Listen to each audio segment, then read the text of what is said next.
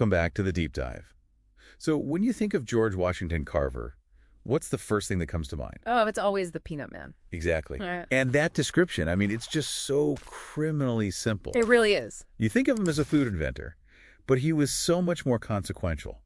Our mission today is to frame him as what he truly was: an architect of regenerative agriculture, a radical educator, and one of the most critical figures in shaping the modern American South. That reframing is absolutely vital. I mean, we're talking about a man who spent almost 5 decades at the Tuskegee Institute. 50 years. Yeah, and he was synthesizing botany, chemistry, and economics to confront the single greatest crisis of his time.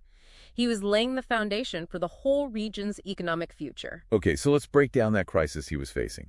The core problem was relentless monocropping, Right, mostly cotton and tobacco, over and over again. which just systematically mined the soil of all its nutrients. And this ecological failure, it trapped poor farmers in these unbreakable cycles of debt.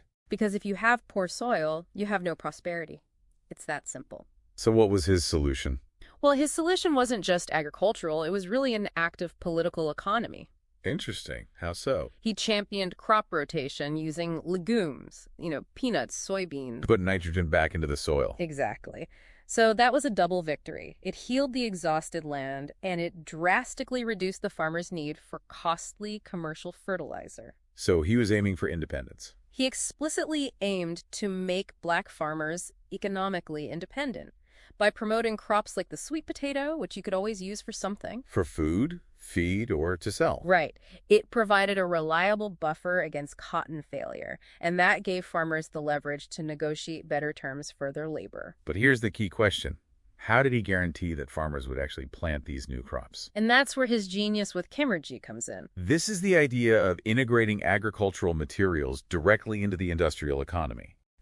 You create guaranteed market uses for those peanuts and sweet potatoes, and that provides the economic incentive for farmers to plant them.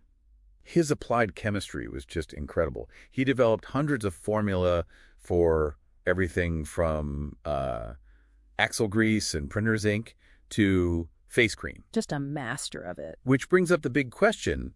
If he was such a prolific chemist, why did he only secure 3 patents in his entire life? And that question gets to the most fascinating part of Carver's philosophy. Okay. His refusal to commercialize or patent almost everything.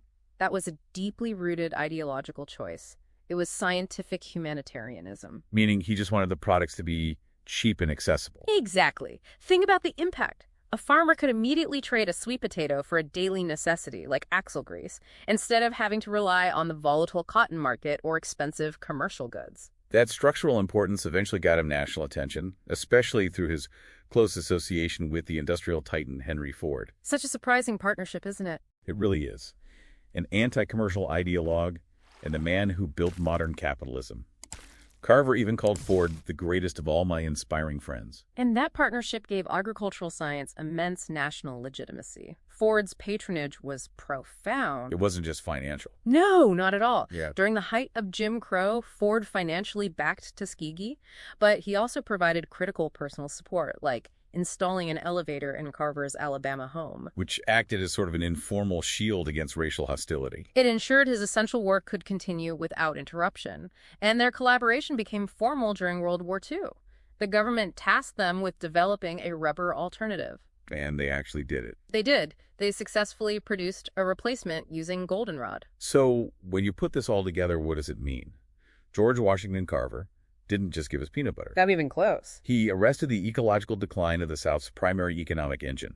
He literally provided the foundation for future prosperity. And the USDA today still credits his methods. They call it an indispensable roadmap for soil health and conservation. A roadmap we're still using. And here's a final thought to consider: his global reach.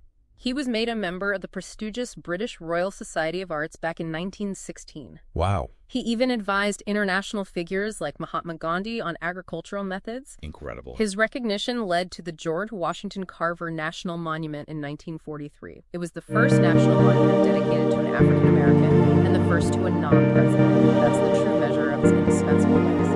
And something to mull over the next time you hear him called just